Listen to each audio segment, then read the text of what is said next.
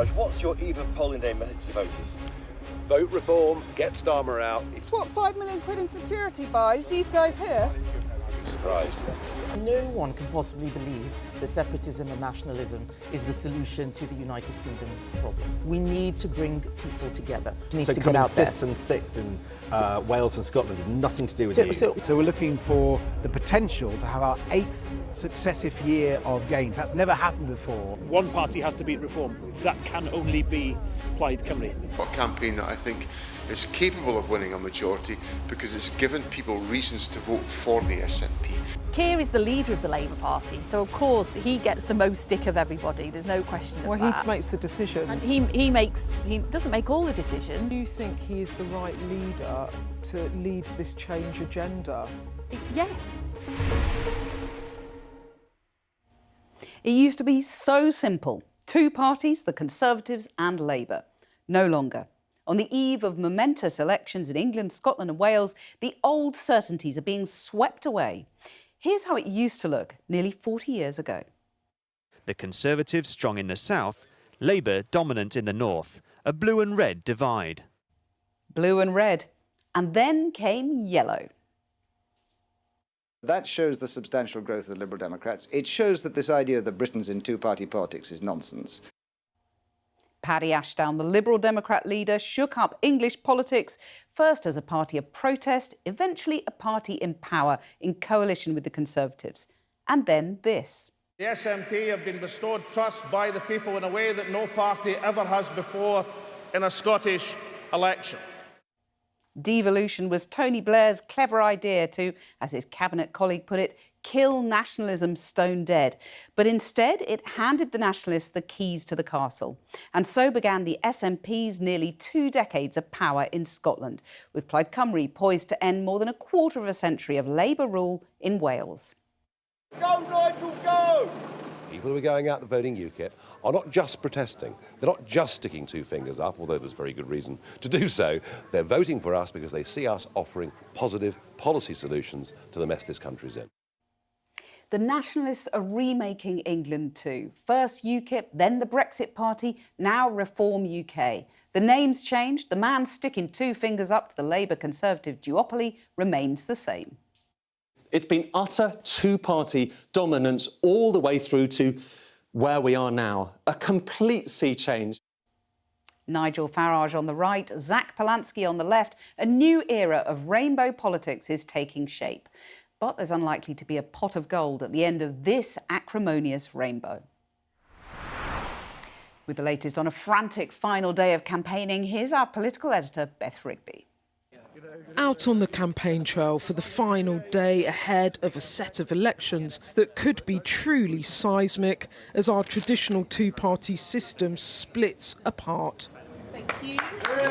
Tory leader Kemi Badenoch getting out in London boroughs that were once true blue.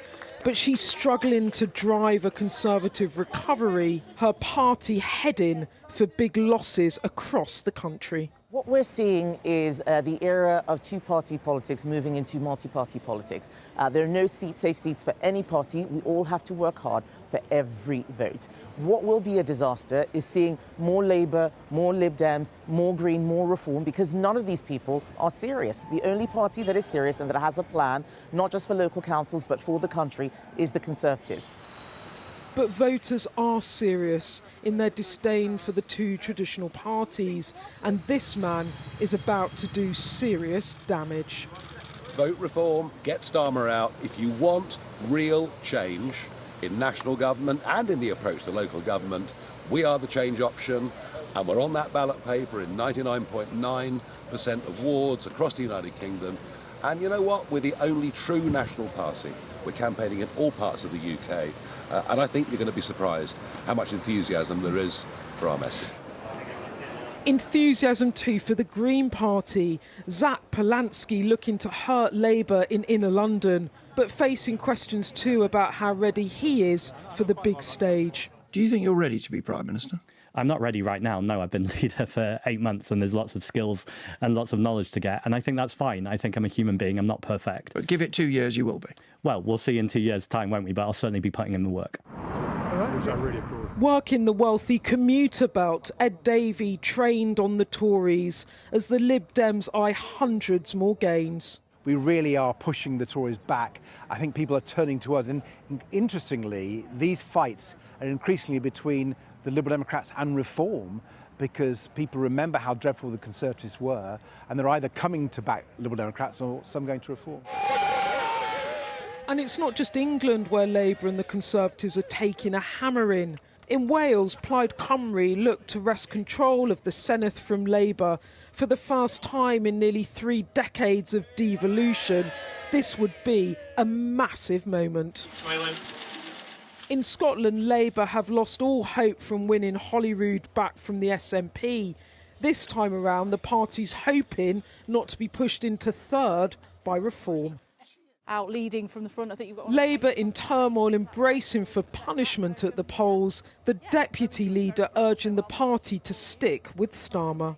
We have made some mistakes. We've needed to be set out a clearer sense of direction and a clearer purpose. I think we've started to see that coming through, and I'm pleased about that. But, you know, these elections are coming round faster than that. What I'm getting to is that you keep saying we, but isn't it that people are really upset with Keir Starmer? Look, Keir is the leader of the Labour Party, so of course he gets the most stick of everybody. There's no question of that. Well, he makes the decisions. And he doesn't make all the decisions, but obviously he takes full responsibility for the decisions of the Labour Party and of the government. And he's been the first to admit where he has made mistakes, whether it was the appointment of Peter Mandelson, whether it was around the winter fuel payments, you know, that's still an issue sometimes on the doorstep with pensioners as well. But do you think he is the right leader to lead this change agenda? Yes. You do? Yeah. These elections will perhaps be looked back on as the moment where Britain broke with its two-party system that's dominated our politics for the past century. We'll potentially have national parliaments in Wales and Scotland led by national parties as Reform rips up Labour and Tory dominance in English councils, whilst the Greens march on Labour London. And as for the governing party, Labour could be heading for its worst ever local election performance as voters give their first real ballot box verdict on Starmer's government. It's going to be ugly for Labour. How bloody it gets for Starmer depends on how his cabinet and his party react. The PM hitting the phones to voters ahead of the polls. When the results land, his next job will be to persuade his MPs to stay with him. But that's his party's call, not his. Beth Rigby, Sky News, Bury. John, we're an iconic political address with a particular significance on the eve of these elections. Millbank Tower, headquarters to the Labour Party in the Blair years, where 2 election victories, 97 and 2001, were masterminded. Then in the Tory years, when Cameron was leader, the Conservatives were in here, and last year, Reform UK moved in here. So a real sign of the times. And, you know, we're on the eve of these momentous elections. You have been covering local politics, I know you don't mind me saying, national politics. Sorry, local and national, I suppose since so, the yeah. 80s. Yes. Do you remember any elections as momentous as these? They're momentous because they're different. For the first time, it's 5-party politics. It always used to be Labour versus Conservative, basically. And Blair always used to say, the only thing I care about is if the main opposition party is picking up votes. He didn't care about the small parties. Didn't have to worry. That's different now. And obviously, in the wake of the results, everybody's going to be spinning furiously. You remember how they spin these results. Most famous example, 1990, the Conservatives got absolutely slaughtered in a local election. Terrible night for them, except they won Westminster here and Wandsworth south of the river. And Kenneth Baker, the Tory chairman, brilliantly spun the fact it had been a great night for the Tories. It hadn't, of course. And you know, local elections in England, national in Wales and Scotland, but there will be national ramifications across the country, won't there? And plots, leadership, and that's all very familiar from the past, isn't it? Well, the plotting's already started, so we're led to believe. And of course, it was back in 2006 that Tom Watson led a plot against Tony Blair to get him to set a date for his departure, which he eventually did. They met in a curry restaurant in Wolverhampton. It was known as Baltygate, the Curry House plot, when they forced Tony Tony Blair to announce he was going. He did it at a school up in North London when he said next week's TUC conference will be my last, much to the relief of both of us, he said, and the Labour conference would be his last. And of course he went in 2007. And you have lots of plotting going on now. Let's go and check out what's happening. What's the latest? Better had. Thangam Debbonaire and Gillian Keegan are on the sofa tonight. Gillian, let me start with you, because I want to come to Thangam about a personal question in a second, but two-party politics gone for good. What are the implications?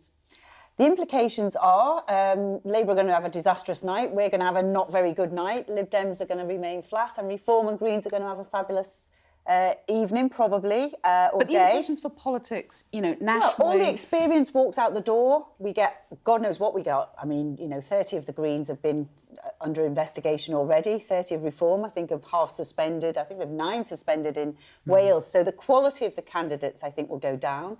People, I think, are not voting on local issues. They're voting, it's kind of like a midterms. It's kind of like a referendum on Labour, referendum still on the Conservative government that we had before that.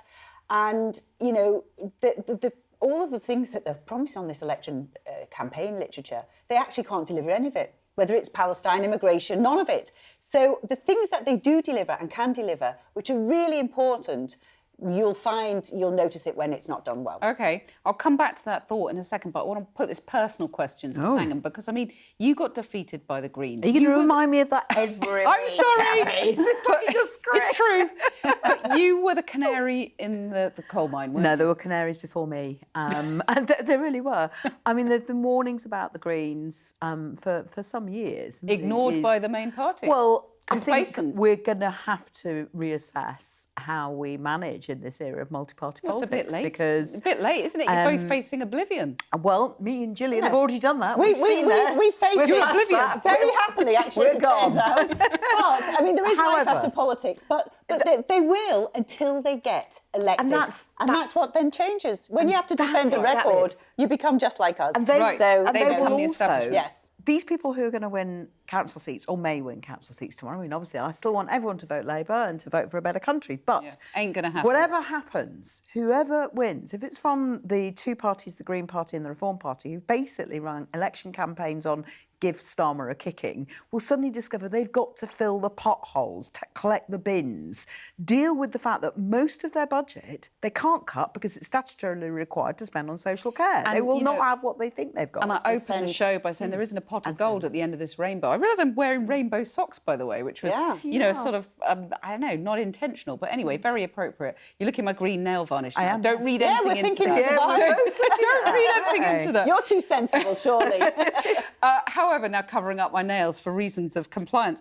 But, you know, when you look at what's going on in councils across the country where Reform have got in, for example, there is no money. So when they're trying to make ends meet, you know, with very little cash, it's hard, isn't it? Well, also what they're going to find is, as many Reform councils have found since last year, that you promise that you'll come in and you'll slash council spending and you'll cut this and you'll cut that. And then they open up the books and they realise that already happens. Most councils are now, you know, a lot of the councils Reform run, lots of services have already been contracted out. They've already had their budgets cut after 14 years of Tory governments. I would say that. I was a councillor. I went through it. I'd spent 30 years in the business world and I brought everything I knew to that council. I outsourced things. I made things much more efficient. So and, you know, there isn't. And I doubt they would even know where to look. OK, and I'm going to come back to Reform later in the programme, but I want to just stick on Zach Polansky for a minute. I mean, I know I always give you a hard time about the Greens, so I will in a second. No, let's come to Gillian first on Zach, because he's been answering questions today about his CV, his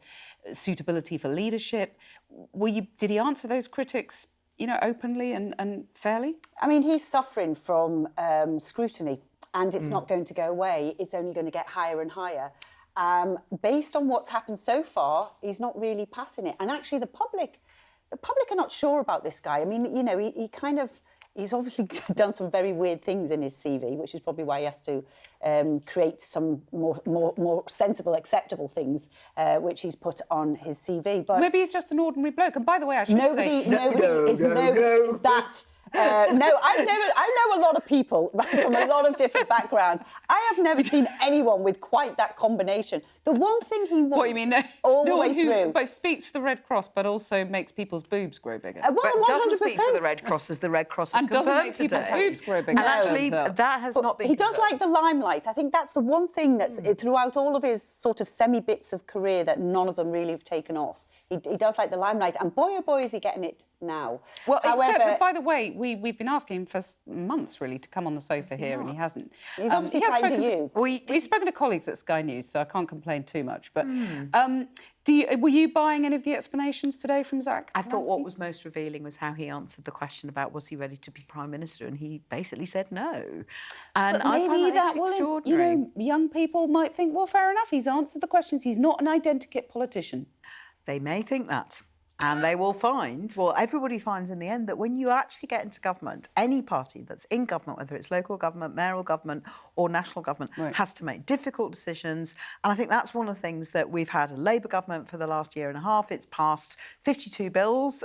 We've done things like bringing Great British Energy and all sorts of reforms to rent. And that's been tricky. It's not been easy because at the same time, you've got to make the budget work. Now, that's what Zach Polanski's going to have to learn. He says he's willing to learn it. I really don't love the fact that someone is saying they want to be Prime Minister, but they're admitting they don't know how to do it, which he doesn't, and shows no signs of willing to take responsibility. OK, let's talk about Scotland and Wales, because, you know, in Scotland, the SNP looked like, well, Labour had high hopes of kicking them out. That's not going to happen.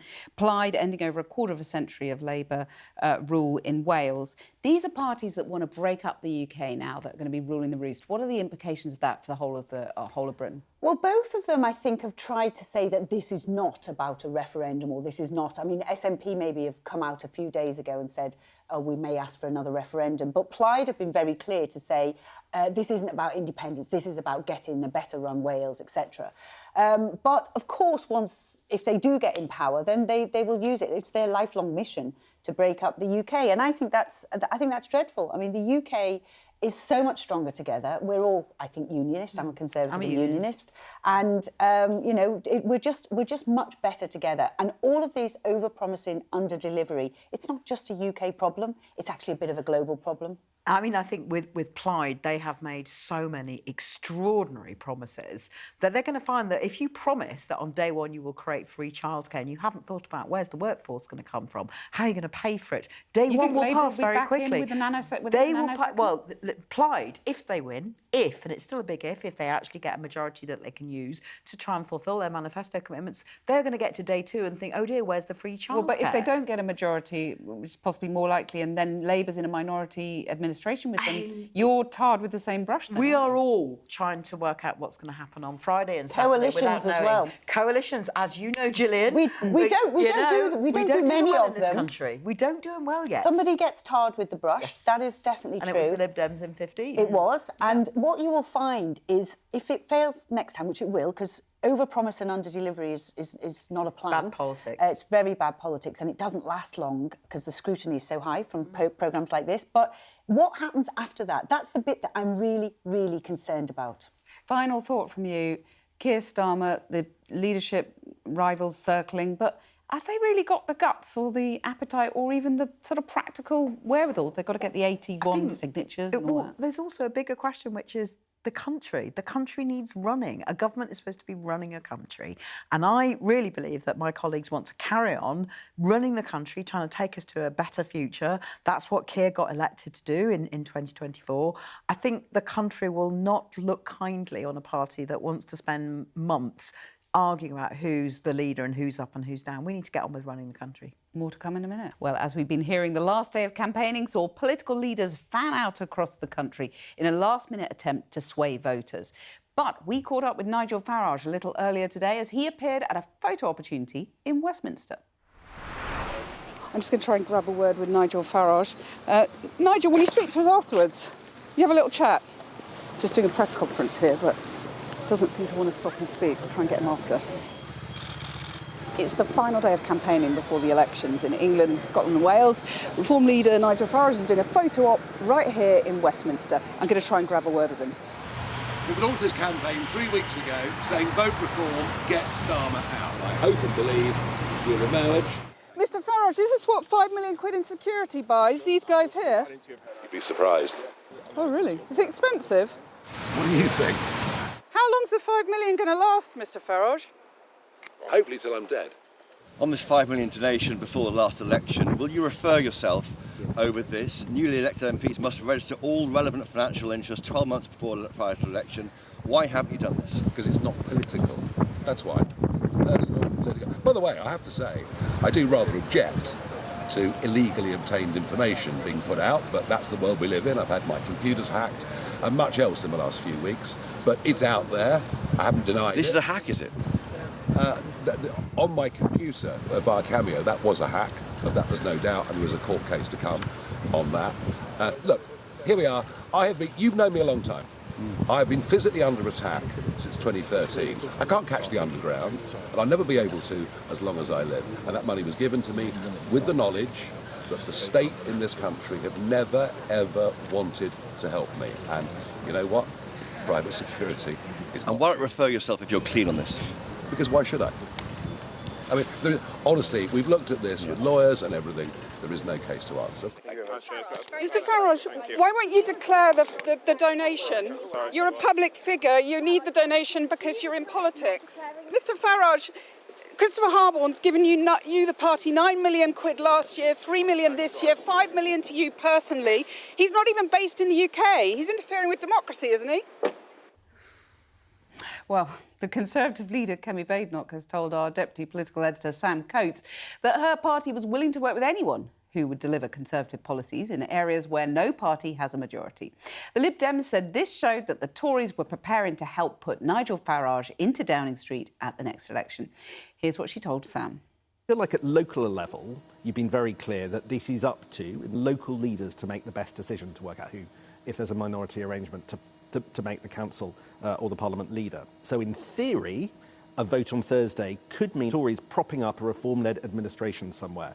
Now, that's a big difference because the Greens, the Lib Dems, Labour, all nationalist parties, they all say they wouldn't do that, but the Tories would. Do you accept that that's a big difference in terms of attitude to reform? So we have a test case. Last year, we had lots of elections where Reform won many councils. How many of them are being run with Conservatives? 0. So we have proof. We are willing to work with people who will help deliver Conservative policies. Well, Thangam and Gillian are back on the sofa. Gillian, Nigel Farage there shrugging off the scrutiny.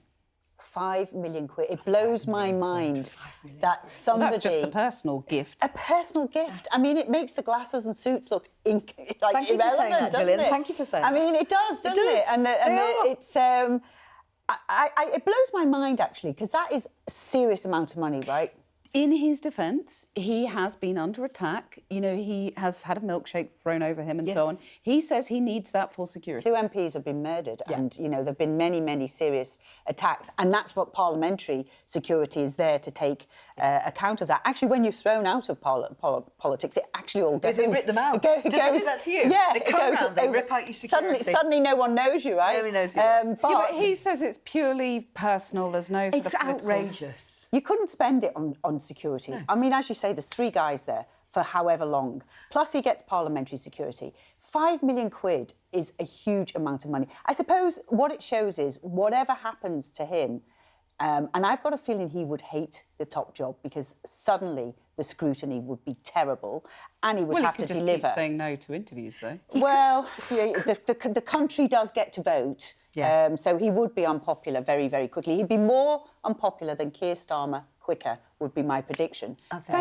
mean, both Labour and the Tories have had huge donations in the past. Christopher Harborne's donation... Not personal donations, though. No, OK, but nobody gave you 5 mil. Nobody gave me 5 mil. I don't think anyone gave OK, but talk about the 9 million and the 3 million, you know, to the party. Yes. You know, it is bigger than any donation to any other party before. How concerning is it that Christopher Harborne does not live in the UK? And he's a crypto guy. And they are the only party saying we'll take donations in crypto, we'll This is support why crypto. it matters. This is why we have rules. Because when person A gives politician B a large amount of money, let's say randomly, £5 million, and then politician B makes a decision for their party's policies, which appears to benefit, just by sheer coincidence, person A, you need to, as the public, as journalists, as politicians, you need to be able to join the dots for yourself and That's ask the whole questions. point of the system. He was evading questions in that clip. And what I saw was actually, if you're spending money, you're spending it on people blocking journalists from asking him questions. Well, he did a pool interview where he answered 8 questions. It was outrageous. It was Did he actually answer the outrageous. questions? No. He didn't answer the questions, and most of it was He didn't about answer poor my me. questions. Poor Nigel. Poor Nigel. He was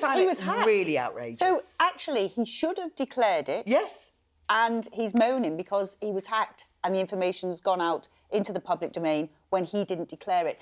I don't think that he's got the job, really. He needs to understand that you are open to public scrutiny, and actually it almost borders on the unfair. I got a load of stick for my own watch, which I bought myself. But he's done imposter for so many years. That's true. He's done that. I'm the outsider. I'm here for the little guy. I'll go down the pub with anybody. In actual fact, it's mostly been a complete act. It's a sham. And now he's actually in elected politics, and he's actually got to think about, how am I going to run this? And he doesn't realise rules apply to him. He's the man of the moment. He's going to be winning on Friday. Kemi Badenoch's done plenty of interviews, and it's not doing her any good, is it? Winning is a very short-term experience in British politics. Not only our politics, actually. I think it's happening in many, many countries around the world. The scrutiny, the fact there's over-promising and under-delivery, the fact that our economies are all stagnating for many reasons, and we're really struggling to get over a lot of the things that happened in the pandemic, etc. So it is going to be a short-term sweet taste, and it won't last long. Do you agree with that? It's a high watermark for Reform and the Greens? Well, we're going to find out, aren't we? But I think what you do, if you play the outsider, the pugnacious outsider who's not from mainstream politics, but you're trying to get into mainstream politics, you end up in a contradiction there, because you're trying to say people, I'm not like the others, but actually when you get into power, you discover that just like the others, you're going to have to make some really hard decisions, and life's going to be you're going to be under scrutiny the whole time for good reason. Yes. You should be under scrutiny. Unless he does a Trump, right? So Trump just says all these crazy things that, don't agree with what he said yesterday. He may try that here. I don't think the Brits will fall for that or stand for it. Especially not now we've had the chance to watch Trump doing it and see what effect it actually has on our lives. Because at the moment we're not in the war, and I think most British people have said they're really pleased about that, but they're certainly feeling the pinch as a result of the war. If Nigel Farage does use victory, we assume, on Friday as the launch pad for getting into number 10, what effect will that have on the country, do you think? If he gets in? Yeah. I'm looking ahead to the next general election. Well, I think... And possibly propped up by your party. Well, I don't think we would do that, because then we would be tarred with their brush. And Kemi Badenoch ruled it out categorically on this programme and you have to, last week. You have to, because, they're going to be useless, right? Most of the candidates are not tried and tested on anything. Even the ones who've been businessmen, they've not always been, let's say, scrupulous in many cases. So, they're really not going to live up to the expectations. And the public's not really looking at them in any great detail. What they're basically saying is the Conservatives, 14 years, and Labour, we're not happy with them.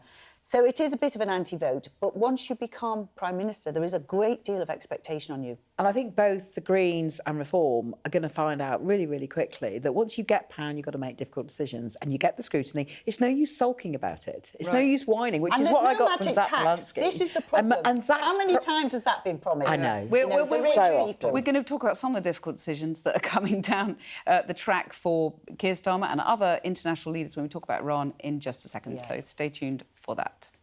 And a reminder, we'll have full coverage of the elections tomorrow here on Sky News. It all kicks off at midnight with Sam Coates and Jonathan Samuels, as you can see there. Sophie Ridge will pick up the baton in the morning, and I'll be back on Friday night for a special bumper edition of this show from 7 p.m. Now, could we be moving closer to a resolution of the war in the Middle East? The American president is suggesting a deal with Iran is imminent, but is threatening US retribution if it doesn't happen. Mr. Trump has been speaking in the last hour. Let's have a look. We're in I call it a skirmish, because that's what it is. It's a skirmish. And we're doing unbelievably well, as we did in Venezuela, where it was rapid, over in one day. And we're doing pretty much equally as well, I would say, larger. But we're doing very well in Iran. It's going very smoothly, and we'll see what happens. They want to make a deal. They want to negotiate. Going very smoothly, he says. Well, let's bring in our US correspondent, David Blevins. David. Yeah, well, I hope you've installed seatbelts on that new sofa, Cathy, because we're on quite a wild ride here.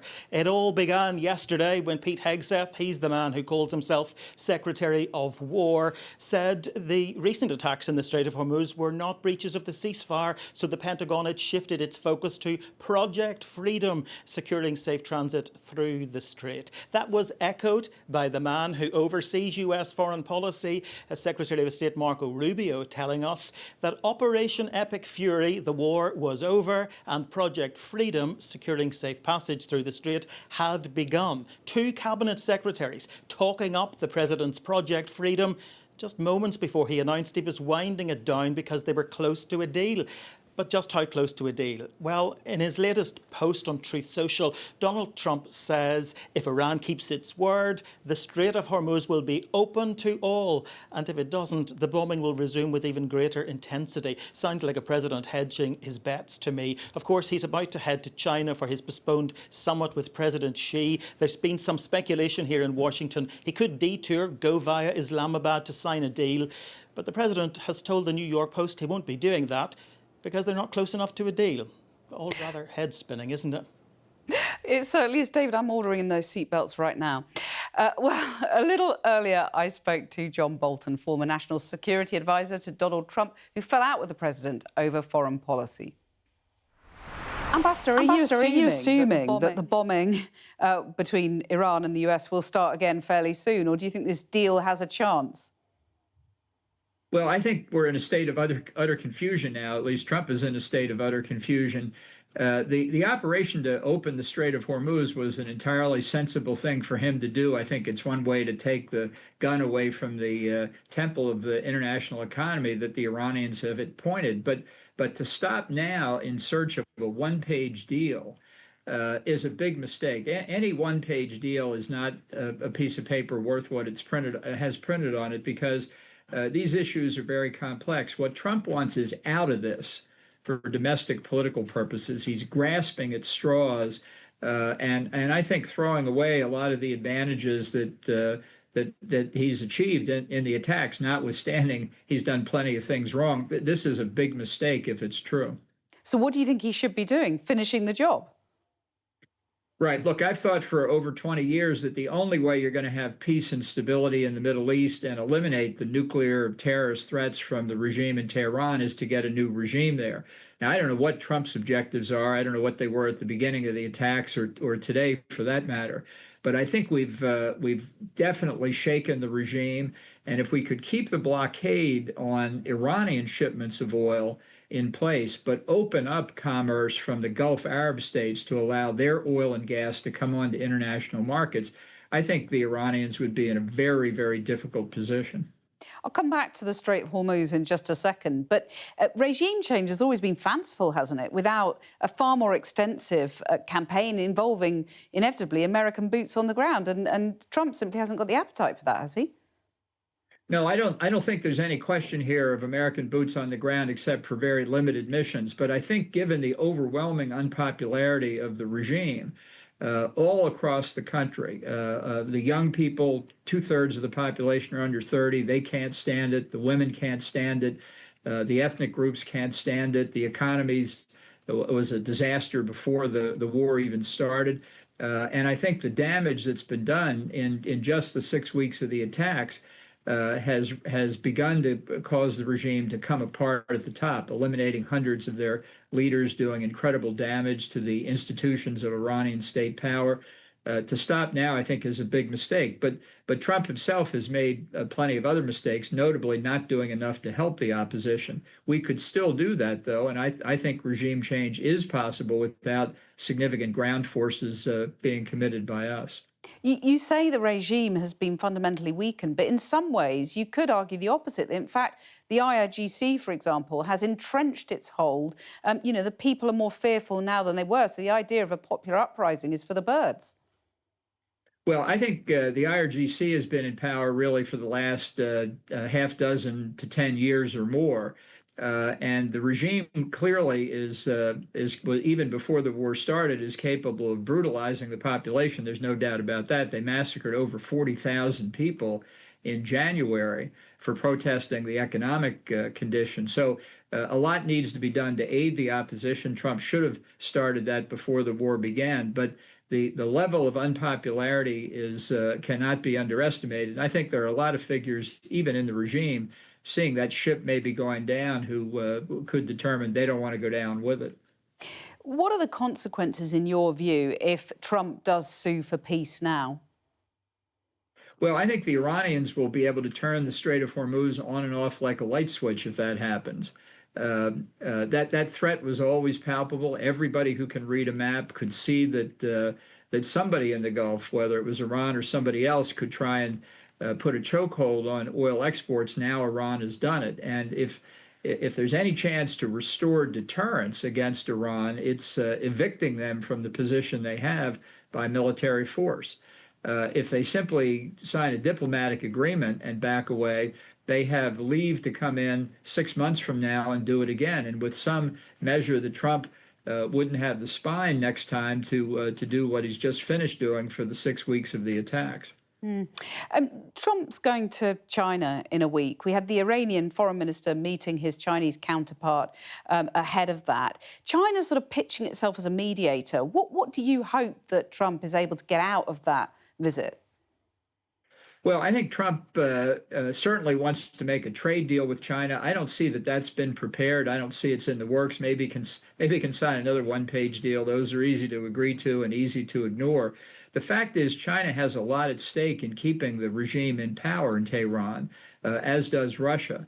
As part of the Beijing-Moscow axis, they've been forming over the past several years, the partnership without limits, as Xi Jinping and Vladimir Putin call it. Iran has been their principal outrider in the Middle East. And keeping the regime in power is very much in their interest. Certainly China, as a huge importer of oil from the Gulf, would like to see the oil exports resume. But it was purchasing most of its oil before the attacks from the Saudis and the Emiratis, only a smaller amount from Iran. So it has an interest in that, but so does the rest of the world. Do you think it's a good idea for Trump to go and meet, to do this visit to China, or not? Well, I don't think it's the right time to do it, but as you may remember, he canceled one trip at the end of March, early April, to postpone it to mid-May. He wants to go back to Beijing. There's no doubt about it in my mind. He once told Theresa May in 2018, when he was visiting her at Chequers, that his 2017 visit to China showed the Chinese had given him the biggest welcome they had given any foreign leader in all of Chinese history. And Mrs. May didn't know quite how to respond to that, nor did the rest of us at the table. But he's hoping to break his own record from 2017. He wants to go to Beijing. I think he will go, whether it's advisable or not. I mean, can he hope for Chinese help on this crucial matter of reopening the Strait of Hormuz, which is killing economies around the world? Well, if the Chinese could have their way, sure, they'd love to see the Strait of Hormuz open, because if the regime in Tehran could derive revenues from the unsanctioned sale of oil, China could buy more oil from Iran. The revenues flowing into the government's coffers in Tehran would allow it to start paying its troops and its employees again. They might be able to get the Iranian economy to get that started again, because it's in truly dismal shape. I think opening the Strait of Hormuz to everybody at this time clearly benefits Iran more than anybody else. Is there any sense that Trump can offer some concessions, for example, on Taiwan, billions of dollars of arms sales to Taiwan? China clearly wants to push him on that. Any sense of a kind of quid pro quo there? Well, I don't think we see anything publicly. I know the people on Taiwan are very worried that they're part of the menu, and they're very nervous about it. I think that would be a huge mistake for Trump, but his search to be able to say he made a deal, which is his life's greatest mission, doesn't matter what the deal says, he just likes to say he made another deal. It's possible that he would make concessions on Taiwan. I think it would be a big mistake, but I think realistically he would do it in a heartbeat if he thought it would get him a deal. Just standing back for a moment, you're a long-standing critic of Trump. Some around the world are saying this is the biggest energy crisis in history. Do you think, because of what Donald Trump has done in Iran, the way he's handled this conflict, the world is now in a more precarious, more dangerous place than at any point in living memory, really? No, I mean, I am critical of the way he's handled it in many respects. We don't have time to go through them all, but it certainly wasn't, I think, done in the way most advantageous to U.S. interest. But I don't think this is an oil shock comparable, for example, to the OPEC embargoes and price increases of the early 1970s. I think that was a real energy shock. I think there are ways to make this up, and I think countries and businesses are already taking mitigating steps. I think in Europe, perhaps the effect is felt more negatively than in the United States, where the price of gasoline is $4.50 a pump on a national average. As of a few weeks ago in Germany, it was roughly $8 or $9 a gallon. So Europe's feeling the pinch more than the United States, which, by the way, is one reason why it was a mistake for Europeans to say this is not our war. It certainly is.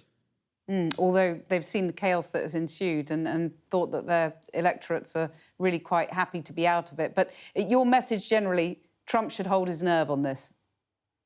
Yeah, Winston Churchill was once reported to have said in connection with the Suez Crisis of 1956, when Britain and France tried to take over the Suez Canal unsuccessfully, Churchill reportedly said, "I would not have dared to try it. But if I had, I would not have dared to stop." Thangam, let's start with that Churchill quote, "I wouldn't have dared to stop." I mean, is that the situation? You know, is that right to say that Trump started this war in Iran? He's now got to take it to its logical conclusion. And I think what that interview also showed, I mean, an excellent Churchill quote at the end, but what was interesting earlier on in the interview was his very pithy descriptions of the way Trump's mind works, his obsession with making what he calls a deal. And I think John Bolton said something like, one-page deal, easy to make, easy to ignore, but it doesn't deal with the complexities of the world as it actually is. Trump wanting to be able to say on Truth Social, "I've brought peace, I brought war, I've made a deal," is not how you run a world that's stable. And he also said something about the oil crisis comparing it to the OPEC oil crisis of the 70s. For certain countries in the world, this is very, very bad indeed. So we get 20% or so of our oil and so forth through the Strait of Hormuz. Some parts of the world get more like 80%. India, for instance, where the cost of food and preparing food has shot up because they depend on LNG, liquefied natural gas, coming through the Strait, and it's not. Gillian, Trump wants a deal. I mean, is there a bit of you that thinks, maybe that will resolve this situation in the Strait of Hormuz, just get a deal, get this done? Or do you agree with John Bolton that he started this, he has to finish it, wherever that takes him? Well, if you're desperate for a deal, you get a bad deal. Yeah. And unfortunately for him, not only is he the co-author of Art of a Deal, I'm sure the book sales are plummeting as we speak, but is also... He didn't write all of that. But... I mean, he certainly doesn't follow any of it. But, if he gets a bad deal, unfortunately for him, there is also one you compare it to, which is the JCPOA or JPCOA, the one that was already there, the 15-page deal, the Obama deal. So you'll be very easily be able to compare. The reality is they have military might, but it's called geopolitics for a reason. They have the geography, and they've always had the geography. And the Straits of Hormuz, everybody has known that is a risk, and he's just blundered into it. And now he needs to try and get an off-ramp for his ego. That is where we are, and hopefully that happens in a way that's not too catastrophic. But I fear he's handed a lot of the cards over. But he's to also the Iranians. He squandered one of the things that, in fact, a couple of things that he said quite early on. When the Iranians were uprising against the regime, and that's one of the other things John Bolton was talking about, is like getting rid of the regime. That is a laudable aim. But he obviously didn't have a plan. During the uprising, he said, help is coming. Hang on, help is coming. That is patently not there. It's just not there. So the Iranians haven't got the means to be able to rise up against their leaders, however hated they may be. And he also hasn't got rid of the nuclear threat. So if this still covers it... that is, the regime is actually, cracking. This can be done. You don't even need ground troops. Is he delusional? Well, I don't know. He's the military expert, the national security expert, not me. But I think what we haven't seen is any well-thought-through, visible plan of how we actually help the Iranian people to rise up against their own rulers. Because actually trying to replace a ruler from another country, it's very unlikely to work. It you is. have to have that with the consent but you've got and to think cooperation it's of possible people. because of what happened before this. And, they've got 70% inflation in Iran. I mean, it's costing them, $500 million. But they got shot when they tried to protest. That is a regime that does not care what it does to its own people. Exactly. And that is also something that is really different because Trump does care. The gas prices have gone up. Inflation has gone up. Food prices have gone up. And it's coming home to haunt people here in the elections tomorrow. It absolutely is, because the cost of living is the number one issue for so many people, and everybody will be noticing that things are costing more. It's only the beginning of it. It was bad enough before. It was bad enough before this. Already we had a lot of impacts, actually probably left over from the pandemic. There was a lot of things that were still working through the system. This is now, and it's a high price everybody's paying. And if we've got nothing for it, apart from more instability... And no regime change. And no nuclear disarmament. Come back to the elections in just a moment. Well, what you're looking at now is a graph of the best and worst case scenarios for each of the parties in tomorrow's elections, devised by Professors Colin Rawlings and Michael Thrasher. Now, I mean, it's one of those graphs that is designed by boffins that you spend about half an hour sort of puzzling over. I mean, the general gist of it, though, Thangam and Gillian are poring over this now. I mean, I'm looking at the kind of terrible result for Labour, Thangam, losing 2,000 council seats. That would be pretty terrible. Where are you going to pin the tail on the electoral donkey? It would be so bad if that was the case. I'm not going to pin any tail on any electoral donkey. No, I'm not. And you haven't got the Welsh and the Scottish elections on there. I think these are English councils. Is that the English councils? I believe they're English councils. I think whatever happens on Friday, we'll still have a Labour government doing really good things. We're going to have a King's speech soon. It's going to set out more of what we're going to do. We did some great things in the last session. Yeah, but going back to the graph... Yeah, I like your graph. It's got some nice colours. What it actually shows... But it's pretty bad. What it actually shows is that Labour and the Conservatives have the most seats to defend. That's actually what it shows. I like this statistician. And what it also shows is the Greens have got hardly any, but actually they're not doing all that well. Lib Dems are staying flat. I would have expected that to be further. And obviously they expect reform. They expect reform to be the big winner compared to the Greens. It's not their target areas, though, is it, the Lib Dems? I mean, where these elections are being fought also comes into it. So it's quite a chunk of the country. Though, aren't they? Well, they are going to make some. No, there's quite a lot in our area, which, and Lib Dems are big in our area. We don't meet them in the areas I go to. No, possibly not in your areas, but... Although I took my seat off a Lib Dem, that was a million years ago. I mean, the places I've been going to Labour Tory, Labour Plaid, Labour Reform swings, and actually that feels like a terrible, terrible day to look at. It looks absolutely awful.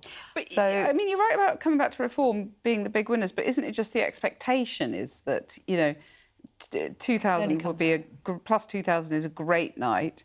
Just under 1,000. Well, just over 700 or something is an OK night. I mean, the bar is raised for them, isn't it? Well, it is, but, the Greens do run a few councils, very badly, the ones that we saw, actually. They have the worst record on recycling in the Green councils. That's an unknown fact. But maybe that's because they're not doing that now. They're doing Palestine instead. But, but look, the Reform, they are expecting to be, in this particular area, to be the big winners. I don't know, maybe the actual 9 that they're running badly, it hasn't filtered through yet. I mean, that could change. People will in time get used to what happens when you get a Reform Council, and they'll discover that, those promises are not keepable. You can't change immigration policy on the council. Thangam, I'm very, very glad that Gillian was here to help us out, because yes, the interpretation of all those stops, it was giving me a bit of a migraine, actually, to be honest. Thank you both very much. It's been great to have your analysis, as ever. And we leave you tonight with the Mother Bramley apple tree, the source of every Bramley tree and so every Bramley apple in existence. There is now a fundraising campaign to save public access to the tree, which grows in the garden of a cottage in Southwell, Nottinghamshire. That's it for now. See you tomorrow.